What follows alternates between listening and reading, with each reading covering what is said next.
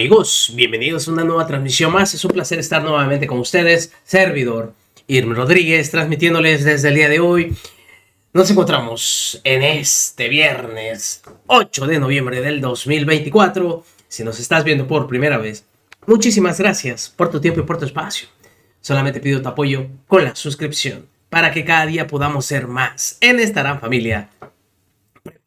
Amigos, vámonos leyendo la información porque uno de los que sigue rabiosos por la decisión que se tomó este martes es el señor Leo Zuckerman, quien simplemente se ha lanzado al ministro Alberto Pérez Dayán directo a la yugular, y todo esto porque no le gustó la resolución que él había tomado, puesto que decía que tenía que seguir con este bloque de 8 ministros. Quien se encargó simplemente de tirarle los dientes, hablándolo literalmente, fue la abogada Vanessa Romero, quien en pocas palabras le dice al señor Leo Zuckerman que esto no se trata de un asunto político, como para estar simplemente del lado siempre de un bando o no. Nosotros lo podemos simplemente catalogar, que aunque el señor Leo Zuckerman sea un vendido, no quiere decir que todos lo sean. Porque otra de las cosas que el señor quiso dar a entender es que se parecía a Yunes, tratando también de manejar ese argumento de que se había vendido al régimen. Y no es mentira. Miren, el mismo Leo Zuckerman lanzaba este artículo en el que decía: pues la 4T sí pudo conseguir al ministro que terminó por enterrar al Poder Judicial actual. Alberto Pérez Dayán acabó siendo el Yunes de la Suprema Corte de Justicia de la Nación. Y en su artículo ponía: el Yunes de la Suprema Corte, la 4T tiene que conseguir el voto en contra de un ministro, de tal suerte que no haya la mayoría requerida de 8. Necesitan un voto, y en política esto se consigue con incentivos positivos o negativos. Que el señor está acostumbrado a ser un vendido no quiere decir que todos lo sean. Y miren, hoy comienza el debate en la Suprema Corte de Justicia de la Nación en torno al proyecto del ministro González Alcántara para declarar la invalidez parcial de la reforma judicial. Con todo lo relacionado con este asunto, debido a las fallas jurídicas que el legislativo cometió al aprobar esta reforma constitucional, no queda claro si se requiere una votación de 8 o de 6 ministros para que la propuesta de González Alcántara se convierta en sentencia que el Ejecutivo y el Legislativo tendrían que acatar.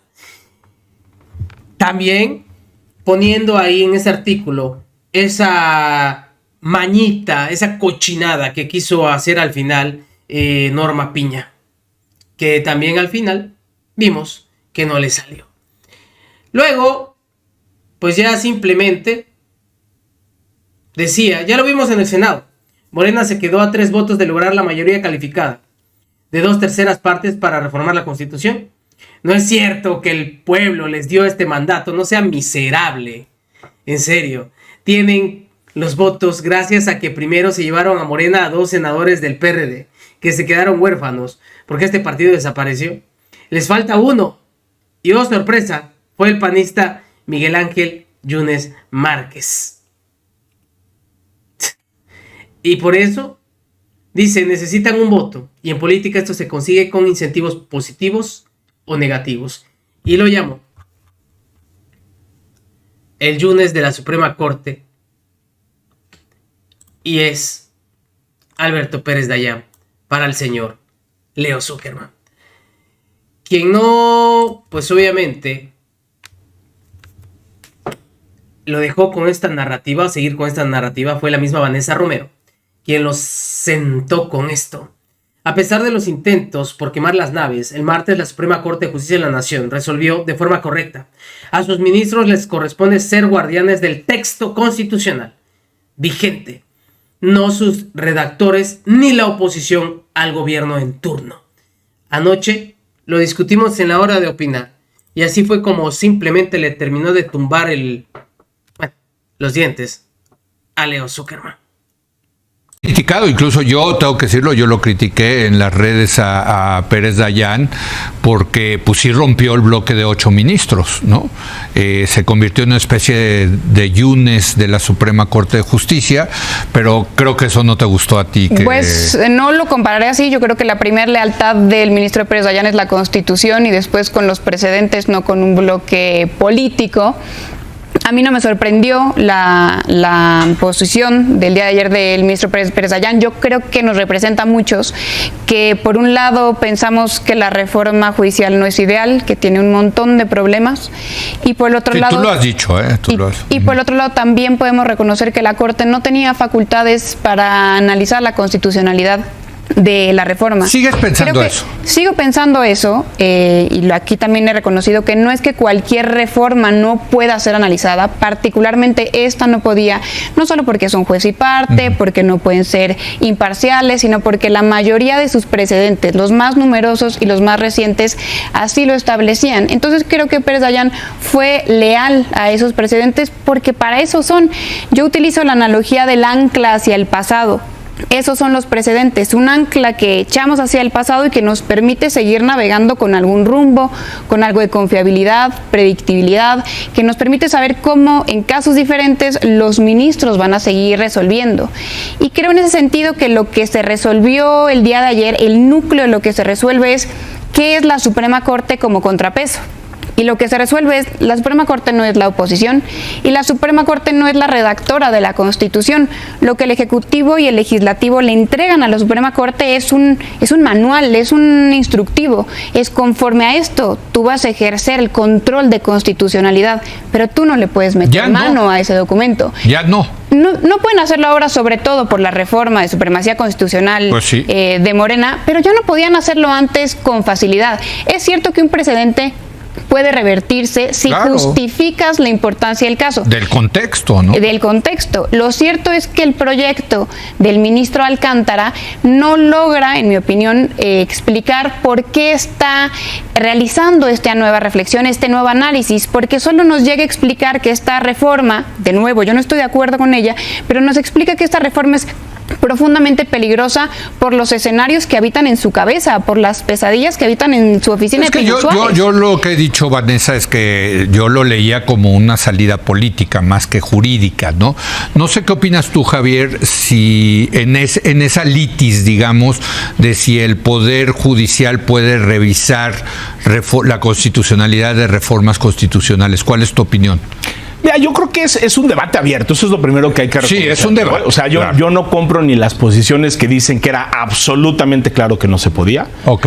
Tampoco te diría que comparto visiones de colegas que respeto muchísimo, que dicen, no, hombre, era evidente que la Corte sí le puede entrar. Este es uno de los grandes debates del Pero tú, ¿a ti cuál te gusta? No, a mí me parece que sí. O sea, es decir, yo creo que hay una manera de leer la Constitución perfectamente. O sea, las acciones de inconstitucionalidad, ¿contra qué proceden? Contra normas de carácter general. No hay una norma de carácter general que sea más general que la propia Constitución. Sí. Creo que las cosas cambiaron también con la reforma en materia de derechos humanos. Esta no es una reforma, déjame ponerlo así, que tenga riesgos potenciales. Esta es una reforma, y el proyecto de González Alcántara lo explica con mucha claridad, que genera afectaciones directas. Una de las garantías más importantes de la independencia judicial es la inamovilidad, la estabilidad en el cargo, que no se pueda destituir a las personas juzgadoras con procedimientos arbitrarios. Y esta reforma que está sobre la mesa y lo que vamos a ver en las siguientes semanas, y ya hemos estado viendo, es una purga de proporciones históricas, Leo. No, bueno, se van... Sí. Todas las personas, ¿no?, potencialmente, que hoy son juezas, jueces, magistrados, a nivel federal, se van ministras y ministros de la Corte, eventualmente se irán los magistrados del Tribunal Electoral, y después en el ámbito local se abre la puerta también para que... Eso es un atentado directo contra la independencia judicial. Estos no son riesgos potenciales, es algo que tenemos ahí enfrente. Es una verdadera locura. No hay una Pero si tú hubieras estado con la toga ahí dentro de los 11, claro, hubieras argumentado que sí tenían esa posibilidad. Por supuesto que sí se puede. Más cosa que Vanessa que no, digamos, profundamente aquí, sí, regresiva. Y es más, yo te diría, Creo que los malos criterios, Leo, están para ser cambiados. Los precedentes no vinculan a los tribunales. Es lo de Pérez Dayán, digamos. Y yo lo que te diría es, yo creo que el precedente no era un ancla. El precedente era como si fuéramos en una carretera, en un carro rumbo a un precipicio, y una persona, quien está conduciendo, nos diga, pues yo creo que no cambio de dirección porque siempre he ido en la misma. Oye, pero es que ahí está el precipicio, ahí está el riesgo. Por favor, gira a la derecha o a la izquierda. A ver, es un buen argumento el de Javier. ¿Qué opinas, Vanessa? Ahí sí se necesitaría un ancla, ¿no? O un freno, ¿no? O un freno de mano. Ya no hay frenos de mano, fíjate. Pero bueno, sí. El problema aquí es que no nos terminaron de explicar estos ministros, ni el proyecto del ministro Alcántara, por qué esta reforma, que de nuevo no nos gusta mucho, por qué va en contra de los principios constitucionales, porque todos los escenarios que plantea son futuristas, catastróficos y apocalípticos, pero no están sustentados en la realidad. O sea, no te convencen sus argumentos. Pues no es que no me convenzan, lo que pasa es que el ministro Alcántara lo que hace es intentar argumentar que existen una suerte de cláusulas pétreas en nuestra Constitución, es decir, que hay algunas partes de la Constitución que no se pueden cambiar, que el legislativo, que el gran electorado no pueden tocar, pero no nos dice cuáles son. Hay constituciones en el mundo, como la Constitución española, por ejemplo, que sí dice expresamente, hay algunos principios esenciales, hay derechos humanos que no se pueden tocar sino con un procedimiento específico. Ese procedimiento específico rígido ya lo tenemos en México en el 135 y es básicamente tú puedes modificar cualquier parte de la Constitución con mayorías calificadas de Congreso y con 17 legislaturas de los estados, y es que eso se cumplió. El problema de esta argumentación del ministro Alcántara es que nos lleva a pensar que para poder modificar lo que ellos consideran principios esenciales de la Constitución, a saber cuáles son, lo que se necesita es tomar las armas. Parece que lo que ocurrió el 2 de junio electoralmente para ellos no es relevante. ¿Qué tiene que pasar en este país para poder modificar la Constitución entonces? No, está muy claro, pero y ese es el debate, ¿no? Pueden cambiar todo y aquí lo hemos llevado, obvio, como muchos, al ridículo de si podrían legalizar la esclavitud, si podrían prohibir la hora de opinar, ¿no? O establecer. Directa, concisa. Así fue como podemos simplemente resumir la participación de la abogada Vanessa Romero, quien simplemente, o más bien, de nuevo, volvió a callar al señor Leo Zuckerman en ese tipo de argumento que quiere manejar, tramposo, pero que lo entienda. El señor es un chayotero, lo ha demostrado en reiteradas ocasiones. Que no le duela. Que no le duela. Hay que siga defendiendo a sus cuatachos, que ya sabemos quiénes son. Muy bien por Vanessa Romero. Nos vemos, que sigan pasando un excelente día. Servidor. Y aclaro, porque la misma Vanessa Romero tampoco estaba de acuerdo con esta reforma.